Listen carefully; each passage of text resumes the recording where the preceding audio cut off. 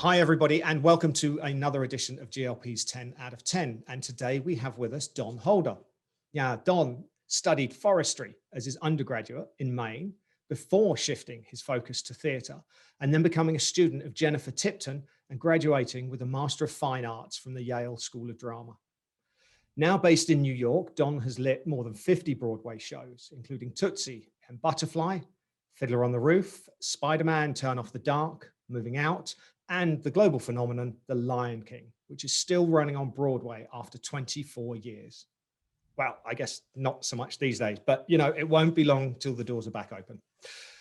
In addition to a successful Broadway career, Don has lit shows at theatres and opera houses across the world, including at the Kennedy Center, Los Angeles Opera, the London Palladium, the Met in New York City, and the Kirov Opera. In addition, he's brought his talents to the world of film and television with credits including Ocean's 8, American Diva, and the NBC drama Smash. Don has been nominated multiple times for his work and has received 2 Tony Awards, a Drama Desk Award, an Obie Award, 2 Henry Hughes Awards, an Outer Critics Circle Award, a Lortel Award, and a Paris Molière Award, amongst many others. Don's teaching career has led him to be the head of lighting design at Cal Arts, whilst now he is currently head of lighting design at the Rutgers University Mason Gross School of the Arts. Welcome, Don Holder. It's great to be here. Fantastic to have you. Okay, so we've got our 10 questions for you. Our first one, if we look back to the before 50 shows on Broadway, what was your first show as a designer? I don't know. I can't be sure, but I think one of the very first shows I designed was The Real Thing by Tom Stoppard. Is it Stoppard? Yeah, Stoppard. Tom Stoppard. I know Stoppard. that. Yeah. At the Portland Main Stage Company, and this was in 1986. What I remember most about the experience was that Marge had designed the set as a series of Mondrian panels inspired by the work of Mondrian. So they were sliding, colored, sort of velour covered, massive wall panels that tracked back and forth and reconfigured to make different spaces. And for some reason, I thought that backlight might be the principal angle that would sort of carve out the space. And being inexperienced, I didn't realize that, well, perhaps they would reconfigure all these panels in different ways once they got into rehearsal and tech. So effectively, all of my lighting positions were blocked, Right. Because I just made a series of wrong assumptions. There we go. Let's live and learn. Live and learn. Yeah. Take that experience with you for the next time. Yeah. Yeah.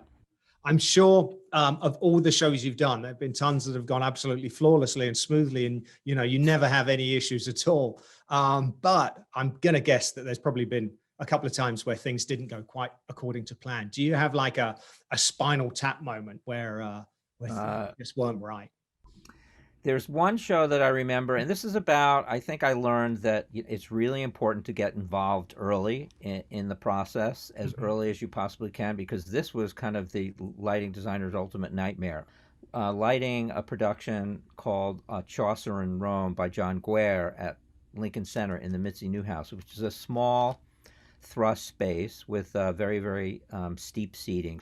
And I was so busy working on other projects at the time, I didn't really get too proactive in finding out about the scenic design.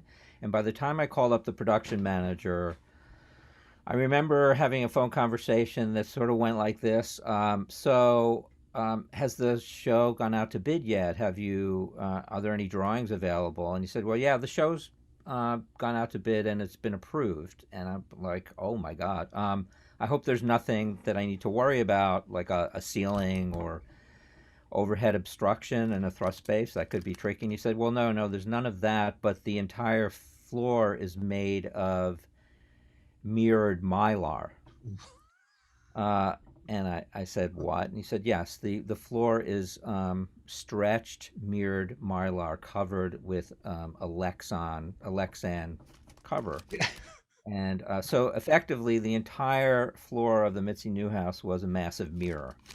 And I knew that the audience was going to be taken out, or they're all going to have to wear welding shields or Right. sunglasses.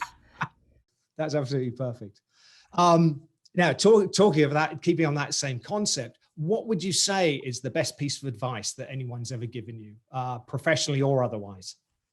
Well, I'd say two things. I mean, one was, anything worth achieving requires taking risks, going out on a limb. That nothing easy. There's that being safe and sort of going for the safe choice ultimately will not get you where you want to go in life. Right. So it's important to take risks, to think outside the box. Obviously, as we mentioned, you've had an expansive career. What would you say is your proudest achievement so far? Um, well, I mean, in my career, I consider teaching and my professional work kind of interrelated. I'd say one really great achievement or thing I'm proud about is when I see a student really begin to see light in an intuitive way and find their voice and really get to the place where they can be a creative, kind of unique artist in their own right. Right. And seeing that evolution is incredibly exciting to me. I'd say, in terms of the work that I've done as a lighting designer, I mean, I feel very fortunate because I got to work on a project, The Lion King, for what, 22, 23 years. And Hmm. over the course of those 2 decades, the world has changed, technology has evolved, audiences are different, and I'm really proud that we've managed to understand and support and kind of perpetuate and honor the original vision that was behind the creation of that work.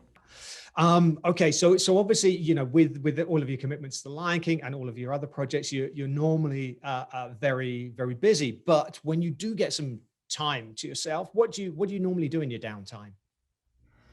Well, I've always been trying. I started running when I was in junior high school, so that's always been something that I've tried to do no matter how busy I am. But it's been when you really, I don't need to tell anybody probably listening to this conversation how crazy life can be as a lighting person. You don't have a lot of time to take care of yourself, but I always did what I could, no matter where I was in the world or the country, to keep running. Hmm. And the pandemic shutdown has made that more of a possibility. Almost every day I've been Right. doing that. There's also, I think for the last, I think in 2009, I decided I wanted to get certified as a firefighter. And so I've been a first responder in my community, a volunteer, since 2009, kind of off and on. It's become more a part of my life now that I've had more time. And I went back to EMT. Well, I went to EMT school this summer and got my certification, and now I'm volunteering well as like a medic, well, basic EMT and a firefighter, which has been very satisfying. That's phenomenal. What a great achievement. Congratulations. That's fantastic. You've traveled all around the world. You mentioned before when COVID struck, you were abroad and came back early during the staging of production. So you've seen a lot of places, a lot of venues. Do you have a particular favorite venue that you've worked in? Um, I guess the my favorite venue that I've had the opportunity to work in, it would be the Vivian Beaumont Theater at Lincoln Center. It's just a glorious. It's an incredibly vast, deep um, space. An amazing thrust space, but the audience is rather relatively small, so it feels very intimate. But you're working on you get the opportunity to work on an extremely large canvas, Hmm. and the sense of depth and distance and the interesting proportions that the space offers, I think, is pretty extraordinary. And then I just believe that Lincoln Center Theater, not only the crew at the Beaumont, but just the producing organization, they are so invested in the work. It's just such a pleasure to work there.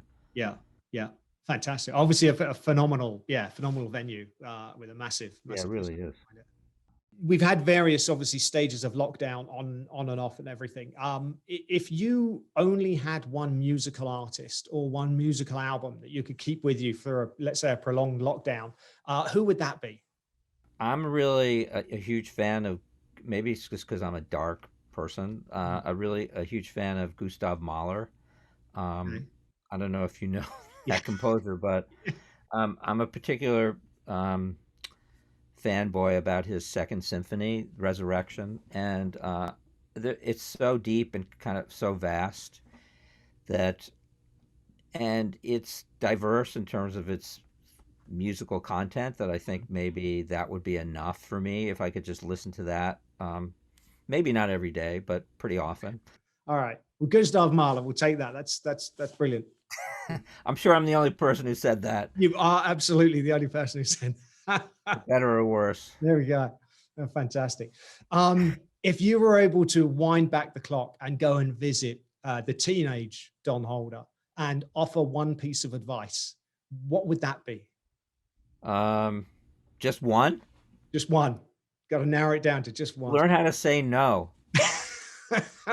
Right. I guess, from I mean, I don't know if I completely learned, but I've gotten better at it. But Right. it begs the larger issue, which is, how do you maintain a balanced and healthy life, which ultimately means your work is going to be better and you're going to be in a better place Mm. overall.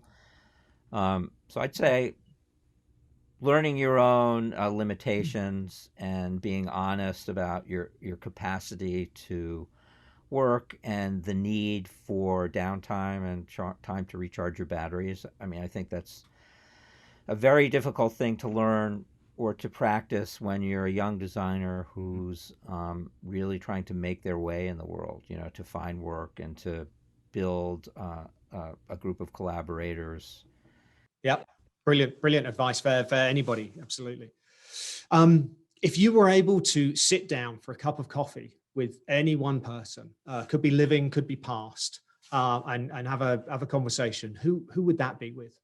I think, I mean, maybe this is predictable, but I'll say it anyway. I'd love to sit down with Gene Rosenthal, who's probably the first practitioner of modern lighting design in the United States, anyway.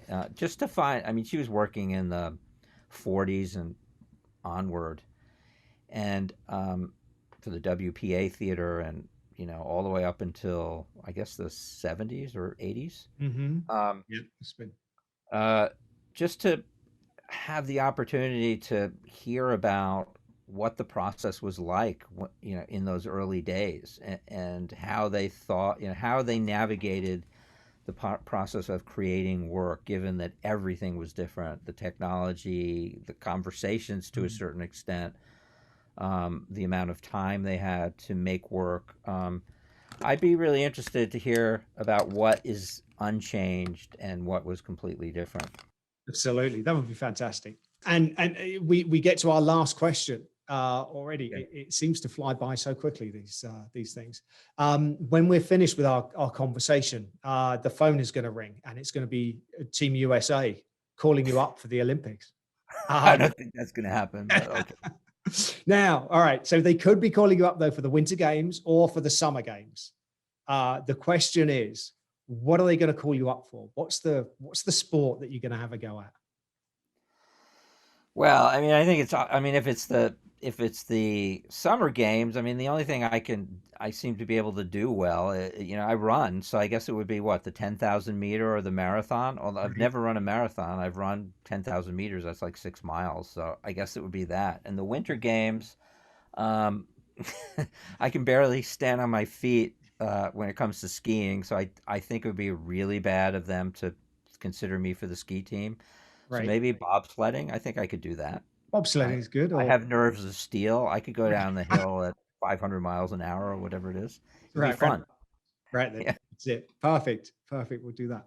Don, thank you so much for finding some sure. time for us for this. This has been absolutely fascinating. It's been great to hear some insights and your thoughts about everything. It's been great Thank to you. talk to you. So brilliant. And my best to everybody listening. I hope brighter days ahead are coming soon, I hope. Indeed, I think they are. I think there are. So Thanks again. Look forward to obviously catching up in person when the opportunity arises. But until then, take care. And Thank you so much. yeah, thanks again. Be well, Mark. Bye. Bye.